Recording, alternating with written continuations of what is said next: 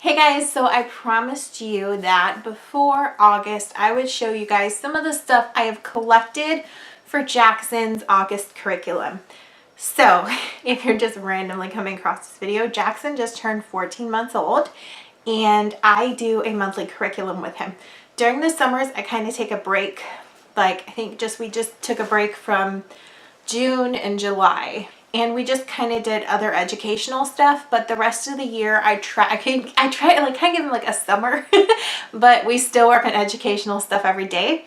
And then August, starting up his themed curriculum again.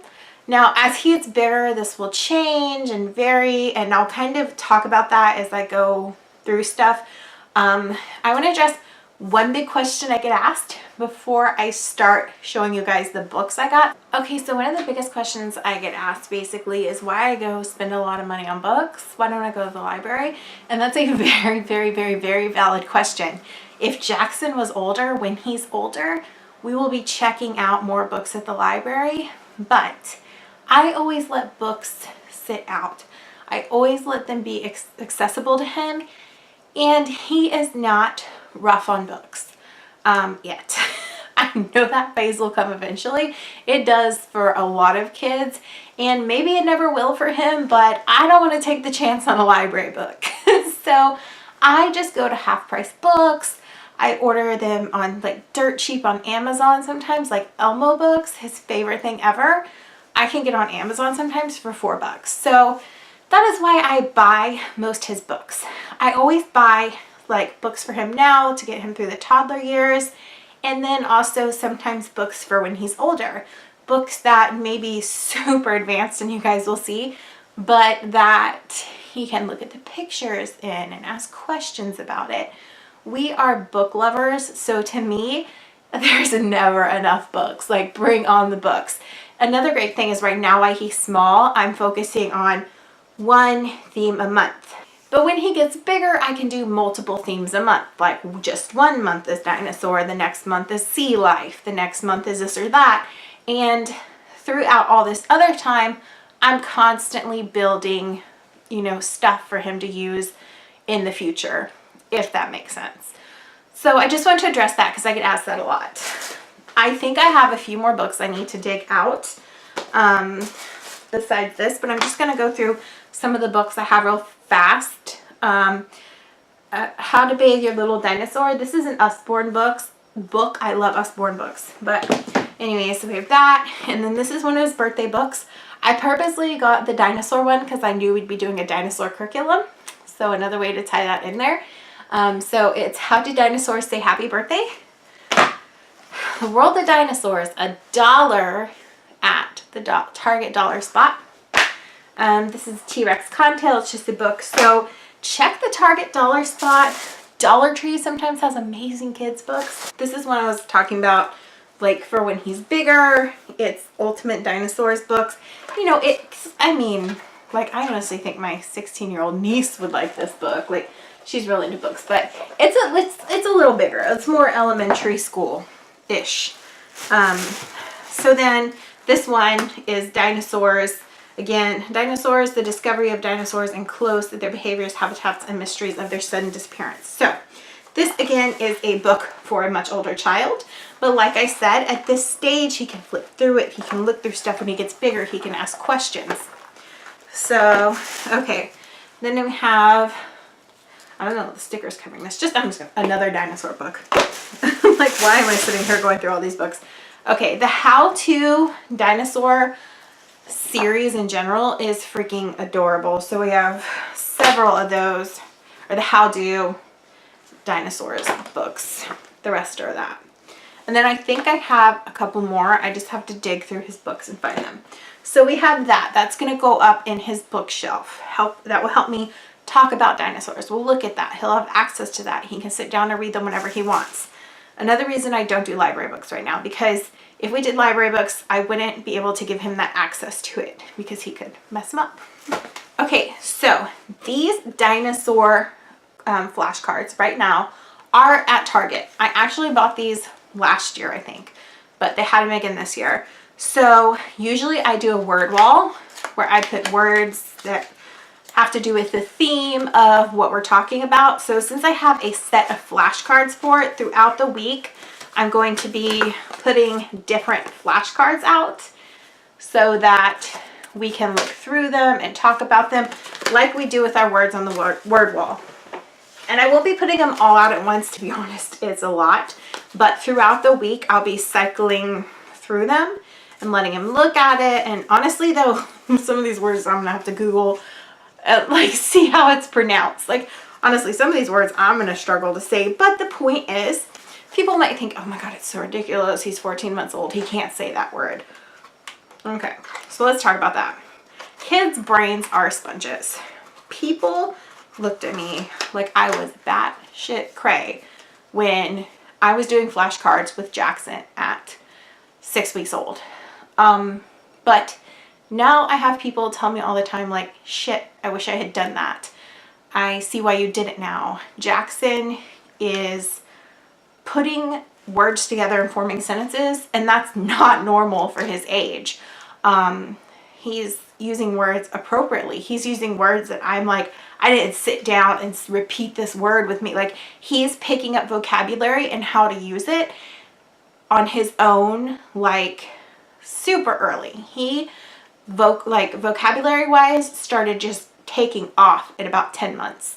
And even his pediatrician was shocked. Like, just completely shocked. She's always been really impressed with Jackson, but she's been completely shocked. And from a younger age than 10 months, she's always said, I can tell how much you work with him. And recently she said she thinks he's gifted.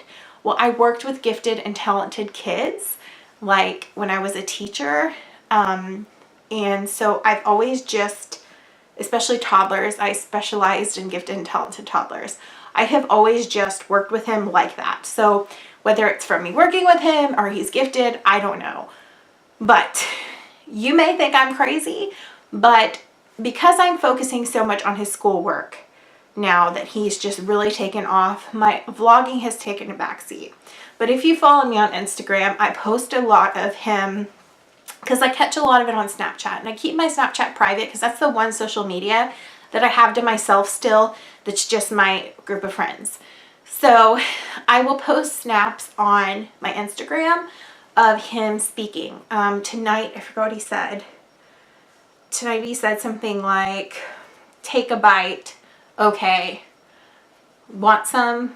So his sentences aren't perfectly clear, you know, like an older child, but he was eating pineapple, and I don't remember what I said to him, but I was recording him because I thought it was cute, him eating pineapple, and he basically was like, okay, I'm going to take a bite. I'm going to take a bite, okay. You know, his own toddler language, like sentence structure.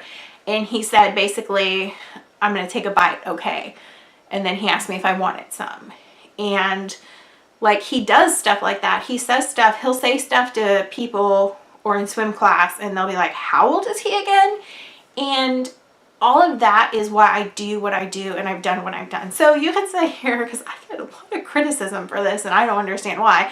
You can sit here and think I'm cray, but Jackson's results are showing. So anyways, I just thought I'd put that out there, because for some reason, sometimes I get these random comments that like I'm insane and I'm forcing my child to learn too much. What? I don't know. Okay. So anyways, I picked up these Adventure Force dinosaurs. It's like a pack of dinosaurs, and I haven't opened it yet. I might have to, oh, it's taped, so I can't open it, but it's like a pack of dinosaurs and trees and stuff like that. And I think part of the month I will kind of make like a little habitat-ish thing with maybe rice or whatever in his sensory bin in his room. And then another part of the month I will bury some of these in the sand in his sandbox. He has like the step 2 crab sandbox, but the one that's like a table, so it's not on the ground. I'll probably bury some in there and have him like excavate for it. You can also make fake dinosaur bones out of salt dough. I don't use salt dough because of my dogs. My dog Ralph especially eats everything, and it's not a safe thing to keep around if you have a dog like that. So for fear that Ralph would get it, it could literally kill him. So because it's so much salt, I don't do anything with salt dough. but you could do that. I might actually next year dry out some clay or Play-Doh or something and actually make the dinosaur bones for him to, like, you know, dig up and stuff like that. But for right now, we're going to put some of these in the sandbox and let him kind of discover them. Another thing you can do that I probably won't do this year, but you can put stuff like this in a balloon and then you fill it with water. And this was actually one of the kids, like when I was a preschool teacher, one of like my 2-year-old's classes, like favorite science experiment. We would talk about things like the Ice Age, you know, in a toddlerish way.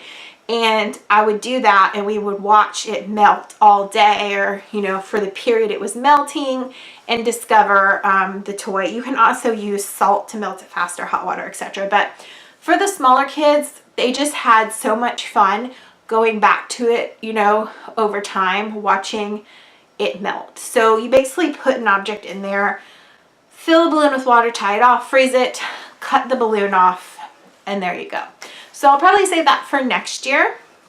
But one thing you can do that I'll be doing this year that is a science like that, that's a science for a younger kid, is you can pick these up at the Dollar Tree, these grow capsules. So I picked up the dinosaur grow capsules.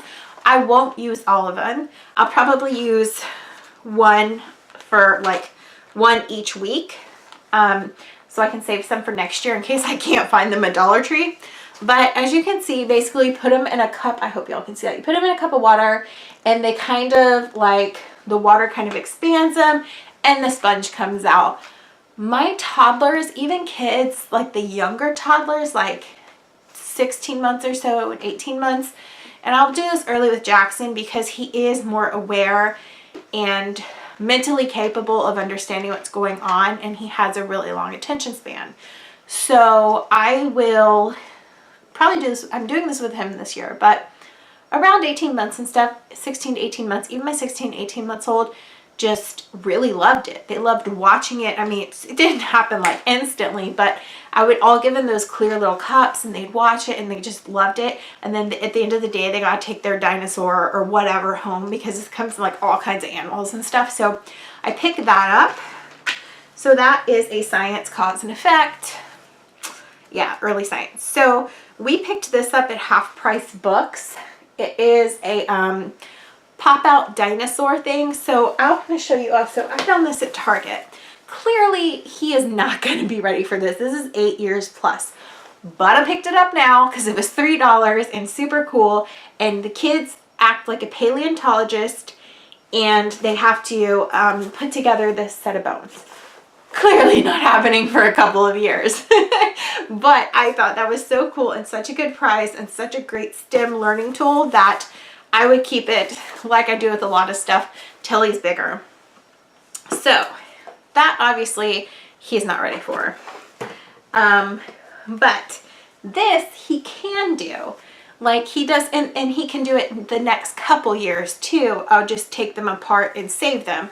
So basically you pop the shapes out and you add legs to them. I mean, it's really not a complicated thing. I think like with a little help and showing him how to do it, he'll enjoy it. So it's just these pop out dinosaurs, and then I can pop them apart and put them back in the box and save them for next year. So there's that. Then we got this. This is a Viewmaster, and it's the Age of Dinosaurs. So there's one in there and it comes with one extra. And we were in Toys R Us the other day and Justin and I weren't sure if he'd be interested in this. So we were in Toys R Us, I found another one. It wasn't dinosaurs though. And I had him put his eyes up to it and he was like on it. Just like, oh my gosh, he was so into it. So I'm like, okay, cool, he will like this. So this is just another cool way to tie dinosaurs in. I mean, it's visual. It kind of like gets his imagination going, curiosity. There's that. So came with 2 reels. Got that. And then there is also we don't do regular TV time. I honestly I wasn't sure when I would introduce any kind of screen time, but we didn't the first year. And then on his first birthday, I let him watch a little bit of Elmo because he was so obsessed with Elmo from books. Also Toy Story, so obsessed with Toy Story from books. And since then I've let him maybe once a week watch a little bit of Elmo. Usually when I have to do something that is, I don't know, dangerous to have him running around. Most of the time I just let him run around. I give him books or something, but about maybe once a week, maybe not that much, I do let him have a little screen time, usually educational. So yeah, that does happen. I didn't think we would do it quite that much, but he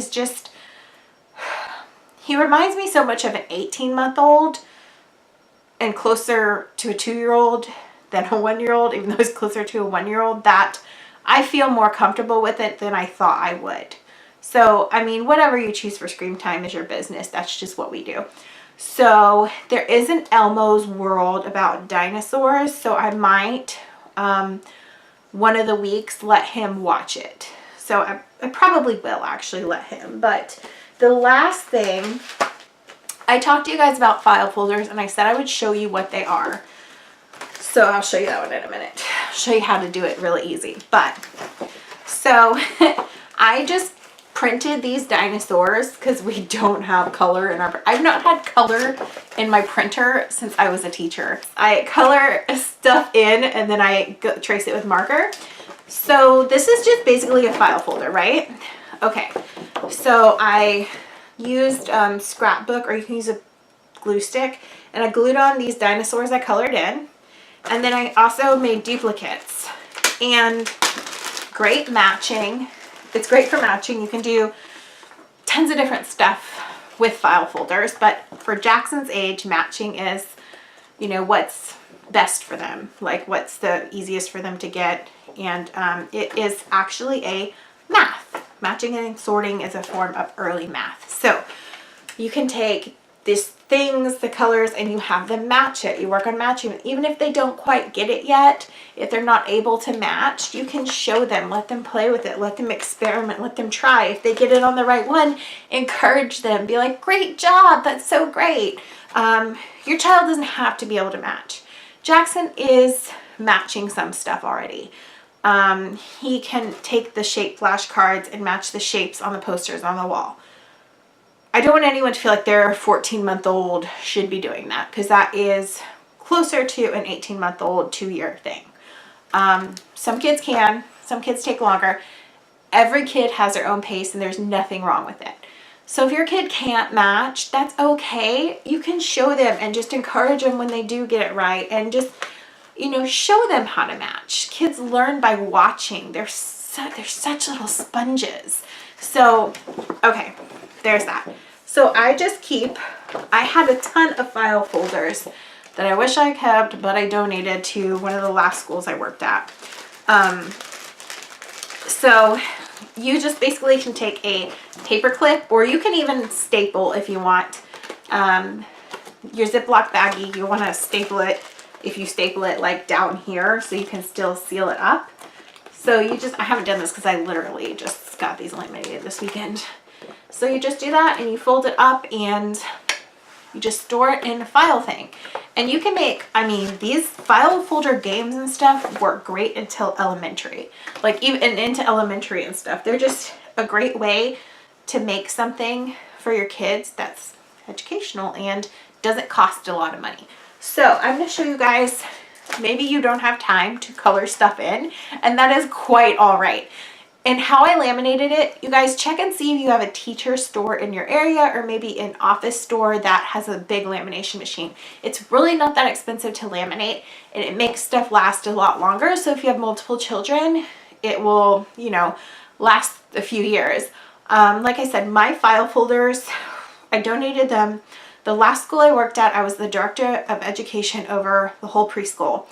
And I donated probably 60 file folders I had made over the years to that school. And I mean, they had gone through multiple schools. They had been stored when I taught elementary. Like, it went through a lot, and they were still holding up enough for me to like donate and not feel like, oh, here's my trashy file folders. They held up really well.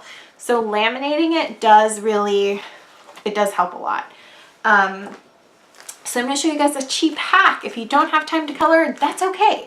So I got these little die cut, you know, classroom decorations at Dollar Tree. A pack, and there was 3 of each in a pack. So you really got a lot. You have enough to match, and if your kid loses one of the pieces, I have backups, or if you buy one of these packs, you'll have backups, if that makes sense.